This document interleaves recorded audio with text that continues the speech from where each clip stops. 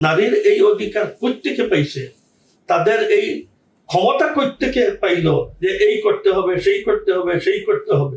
তারা কি যে জিনিস জানে না মূর্খ, মূর্খ আপনার উপদেশ দেবে কেন? কিবা বলুক আমরা কাফির, কাফির বলিয়ে একটা আপনার নিজের আপনার প্রস্তাব পেশ করো। আর যদি দাবি করে যে আমি মুসলমান, তাহলে তো এই বিবেক নাই যে অন্য জিনিসের ব্যাপারে বলে লয়ারদেরকে জিজ্ঞেস করেন, সংবিধানের ব্যাপারে বলা হয় সংবিধান পারদর্শী যাদেরকে তাদেরকে জিজ্ঞেস করেন। টেকনোলজির কিচ্ছু হইলে টেকনোলজির কথা বলে, আমরা তো জানি না, আপনি ইঞ্জিনিয়ারদেরকে জমা করেন, এইভাবে বলে। এটা বলতে পারবে এই কমন সেন্স নেই যে আমাদের অধিকার ইসলামে যতটা দিছে আমাদের সৃষ্টিকর্তা নিশ্চয়ই আমাদের অধিকার দিয়েছেন। তাহলে এই দেশের ওলামায়ে কেরাম থেকে সুপারিশ দেন, সুপারিশ নিয়ে আমাদের সমস্যার সমাধান করে দেন। এই কমন জিনিসকে শিখিয়ে দিতে হবে।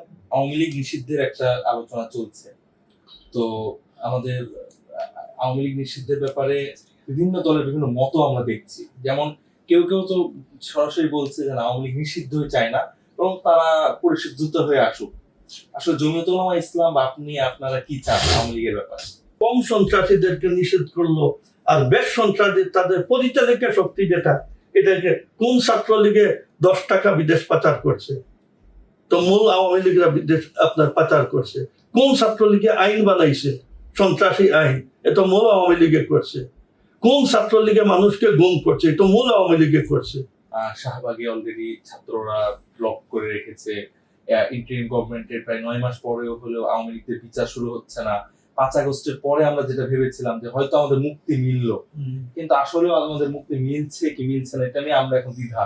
তো দিন শেষে আসলে বাংলাদেশের ভবিষ্যৎ কি? এদেশের মানুষের মুক্তি মিলবে কিভাবে, কবে মুক্তি মিলবে? যতদিন পর্যন্ত বাঙালি জাতি স্বকীয়তা, জাতীয়তাবোধ, স্বাধীনতা, সার্বভৌমত্ব এইসব জিনিসের ব্যাপারে এই দেশের মানুষের অনুগতি না আসবে, আর নিজের জাতীয়তার ব্যাপারে, ধর্মের ব্যাপারে মানুষ যদি ইন্টারেস্টেড না হয়, তাহলে এই জাতি এইভাবে আপনার এইদিকে সেই দিকে ধাক্কা ধুক্কা খাইতে থাকবে।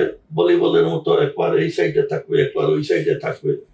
আর নিজস্ব যদি স্বকীয়তাকে বহাল রাখতে চায়, এক জাতি হিসাবে পৃথিবীতে যদি টিকে থাকতে চায়, এই মনোভাব যদি হয়, আর শিক্ষাঙ্গনে এইভাবে যদি ছাত্র গড়া হয়, আর এই ধরনের একটা জেনারেশন বাহির হয়, তাহলে এই দেশের ভবিষ্যতের আশা রাখা যায়।